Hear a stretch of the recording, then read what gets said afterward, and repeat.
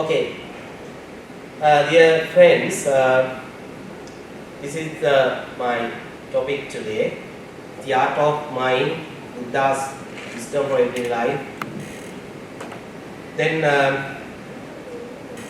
first I would like to introduce what is mind. Again, you have some idea about mind, but I want to focus my attention only with Buddha's teaching, because we have different attitudes or teaching methods about mind. However, in this time I am going to introduce what is mind according to Buddhism.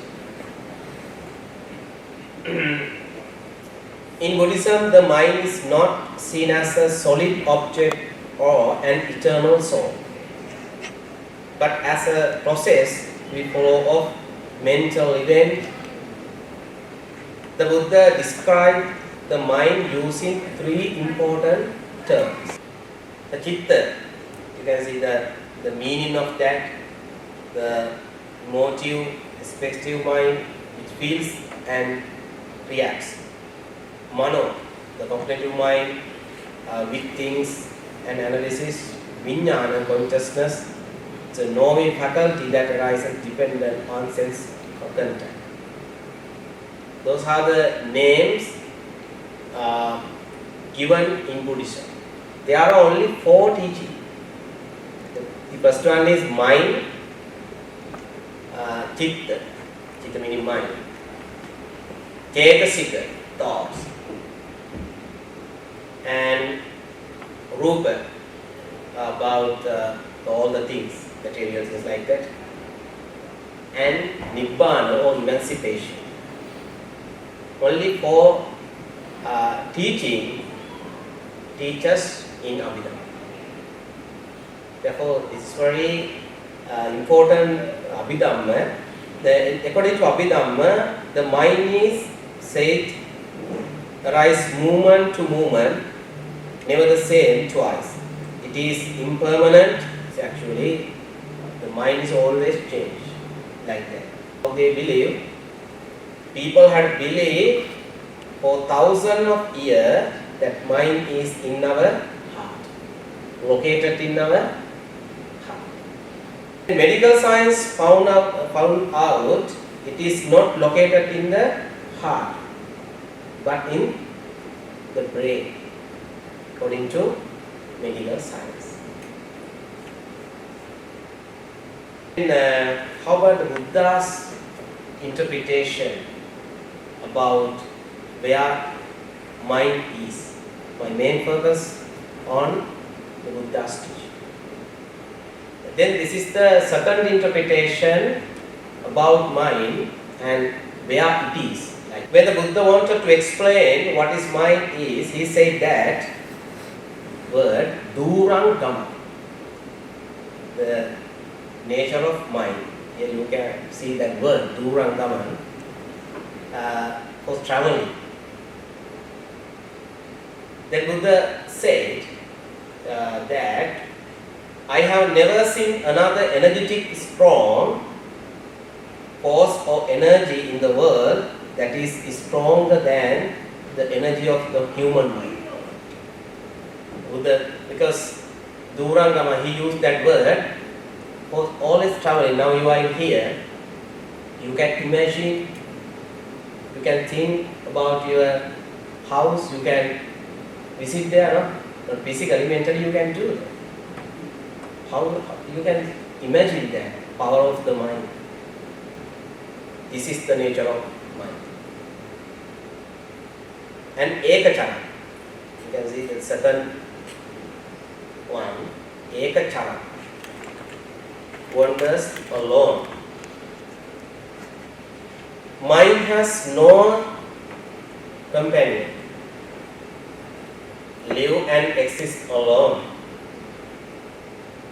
There are around 8 billion human beings in the world. The thing is, you cannot find two human beings who think equally.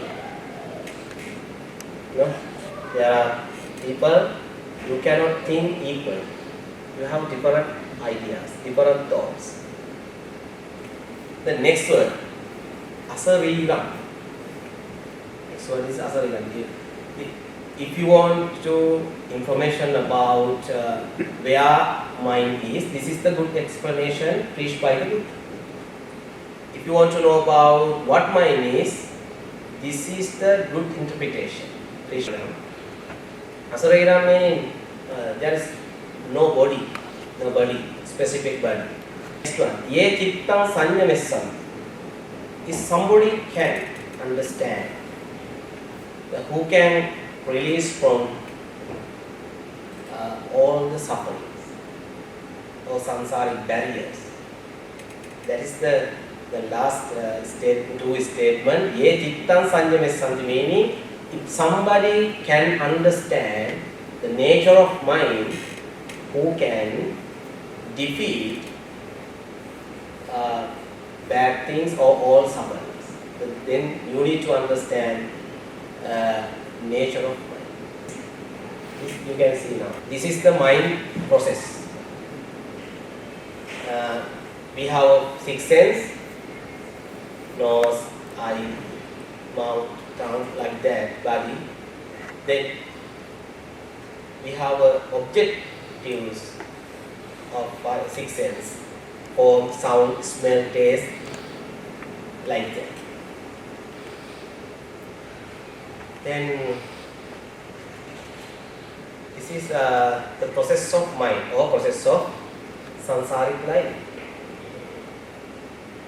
The Buddha told that contact or passa between sense basis and object gives rise to feeling, vedana, which leads to craving or tanha, and clinging, upadana, the cause of suffering, dukkha. Therefore, why we are suffering? This is the reason.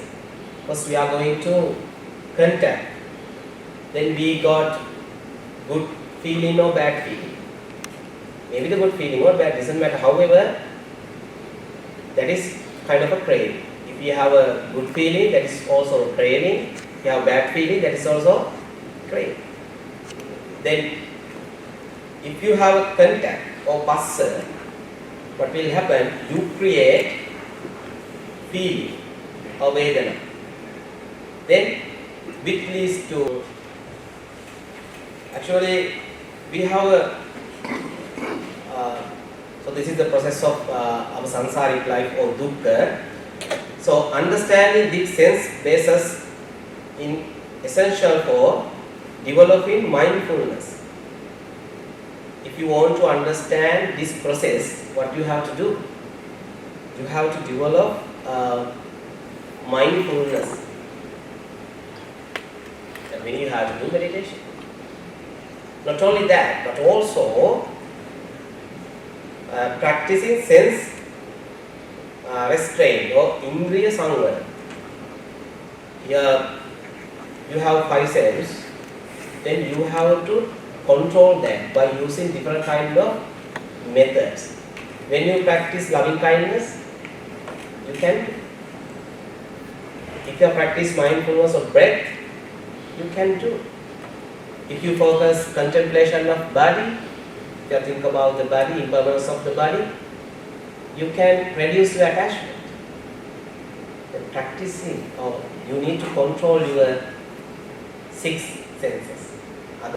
I will explain some stories preached by the Buddha.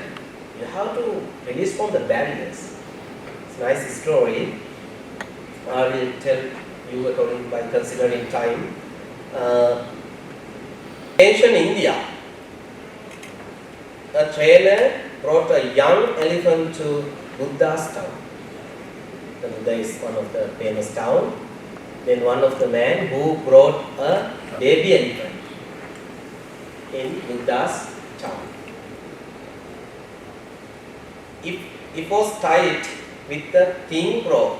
You can see this is not a picture, but however, tied, no? Then a monk asked the trainer, "This elephant is strong. not baby elephant, okay? One of the person who brought a elephant. Then one of the monks asked from the trainer, this elephant is strong. Why doesn't he break the rope? The trainer replied, when it was young, it was tied with the same rope. He tried to do that when it was in like baby elephant. He tried to release from rope, but it was unable to do that. Then it tried but failed. Now it believes the rope cannot be broken, so it doesn't even try. Now he is very strong, but by considering previous experience, it not going to try. That's the problems, okay? Then you have to think about your life. You can release from some barriers. If you have good mind, trained mind, sometimes we engage. For example, yesterday, sometimes we have desire like that. But if you can understand that today, you can release from all the desires. If you need, you can do that. No need to continue the same thing in your life. You can change your life every moment, every time. Then, however, this is the story. Then, the story reflects the mental conditioning of the beings. We are held back not by real change, but by mental habits. The belief that I am not good enough, I can't change, I will always suffer. The Buddha taught the liberation beings when we challenge the conditioned thoughts through vipassana. We see this is a thought, not me, not mine. And slowly the mind becomes, if you can understand these barriers, you can change, you can train mind. So okay. Next one. What can you imagine? One face is like plural or like that, sad like that. Another one is heaven. I will explain the Zen Buddhist story to understand this. Zen Buddhist story. That is not actually Theravada Buddhist, what I believe. But Zen Buddhism, it came from China like that. Zen meaning happiness like that. Zen Buddhism. They teach the philosophical path by using some small stories. I will explain Zen story. What is Zen story? Heaven and hell. One soldier once came to a Zen master and asked, "Master, teach me about heaven and hell." The master looked at him and said, "You are nothing but a brute. You have a big body like that." He blamed. The master going to blame to soldier. You do nothing. You are lazy like that. He blamed to soldier. Your soul is dull. You are not. You have a lack of knowledge, learning something like that. By saying some angry words, master blamed to soldier. Then the soldier grave. He get angry, and his face turned red. He get angry like this, no? Especially in Americans, you can see red face. If somebody get angry, no? Like this. He raised and he saw to stick the master. Because he got upset now, he tried to punish her like that to master. Then the master says softly, that is hell. Okay, that is hell. The soldier rose and he was silent and he calmed down.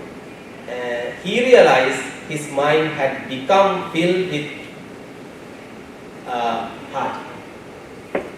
He dropped his sword and respect the master. After that, master said, that is hell.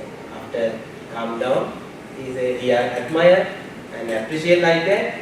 What will happen to our face? Automatically going to be like a smile face, no? Then that master explained, this is the heaven. That meaning heaven exists. According to this statement story, the mind creates both heaven and hell. Mind creates. Not the Buddha. This is, I very much like to, for this stanza, by oneself evil done, by oneself one is defined, by oneself is evil left undone, by oneself one is purified. Purity and impurity depend on oneself. No one can purify another. You are the person who can create what?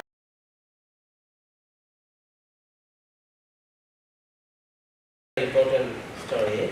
The tea overflowed, spilling everywhere.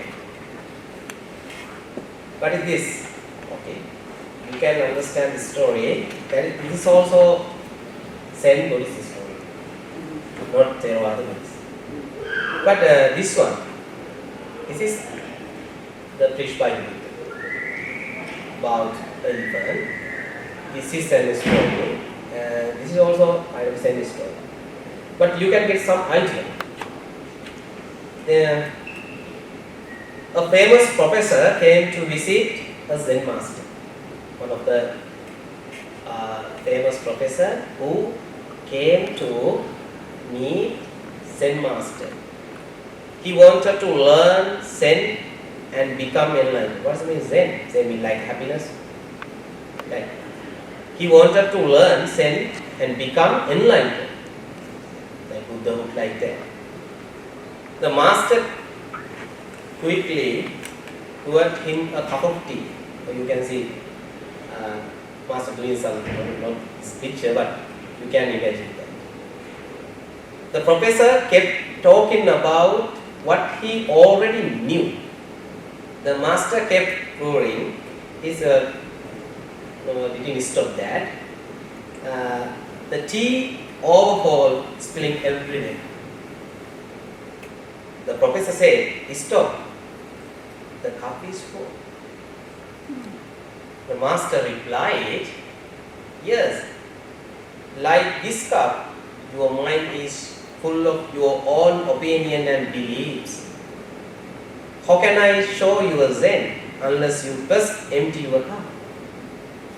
That means if you want to know something, learn something, you have to empty your defilements, bad defilements. Like this is the nature of the untrained mind. And it finds ideas, ego, knowledge and past stories. We don't see things as they are. We see them as we are. And with precious gem, you can see this is by using this image, you can imagine that. I will explain this story. This is a Buddha's teaching. It came from the Sutta. Do not say Zen Buddhism like that. Once a poor man lived in the deep poverty. He was as a actually poor. Begging daily for food and shelter, he didn't know that years ago. A wealthy friend had secretly sewn a precious jewel inside the lining of the robe as a gift, but the man never noticed.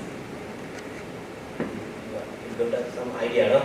It's like this. He hid some gem in his robe, but that person didn't know.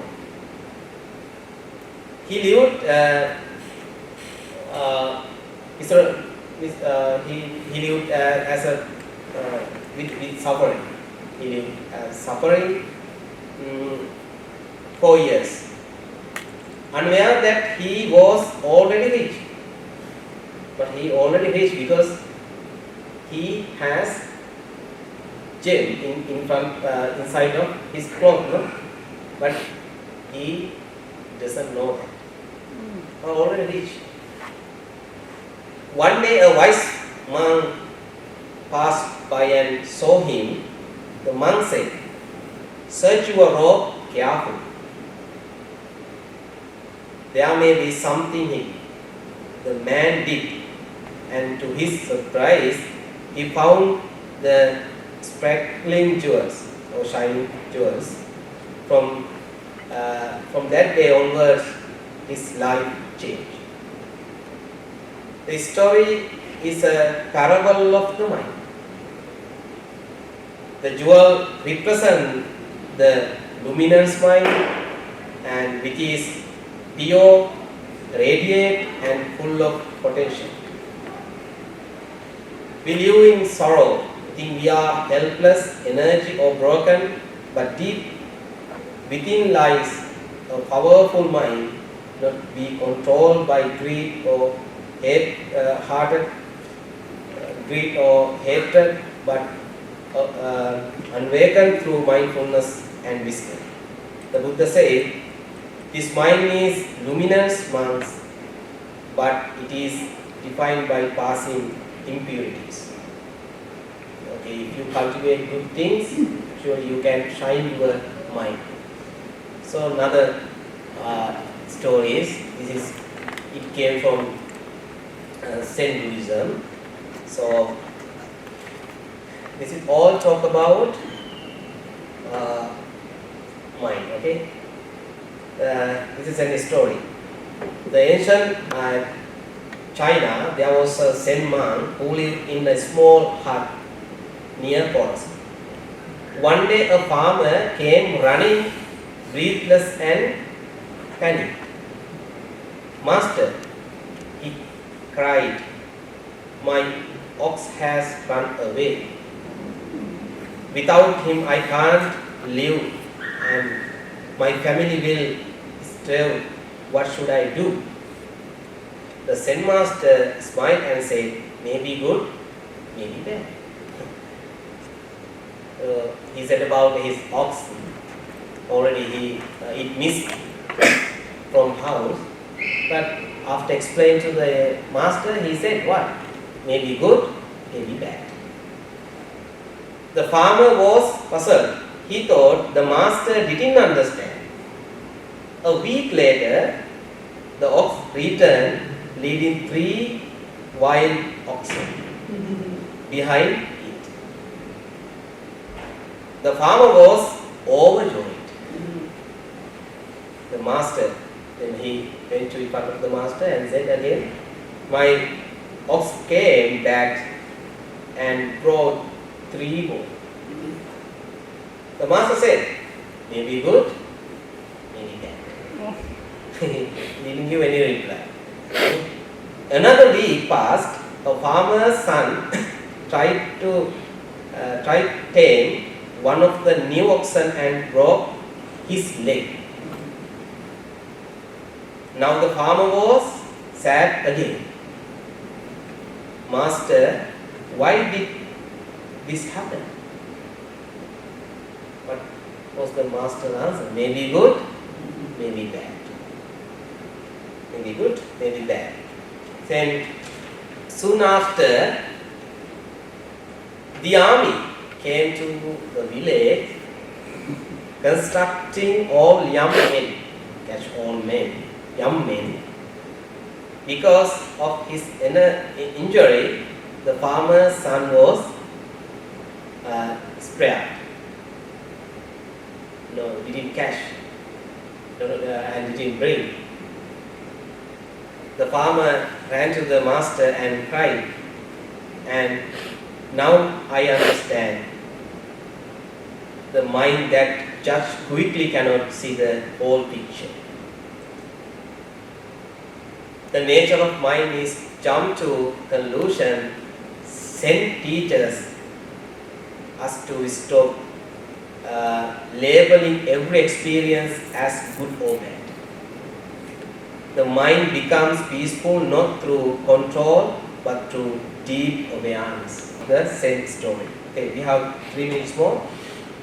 Then I will explain application of practical approach. I am talking now nature of mind, but how can we solve those problems? Nothing else. This is the way. You can understand your mind by using different practices. The first one is daily meditation. Practicing observing your thoughts without judgment.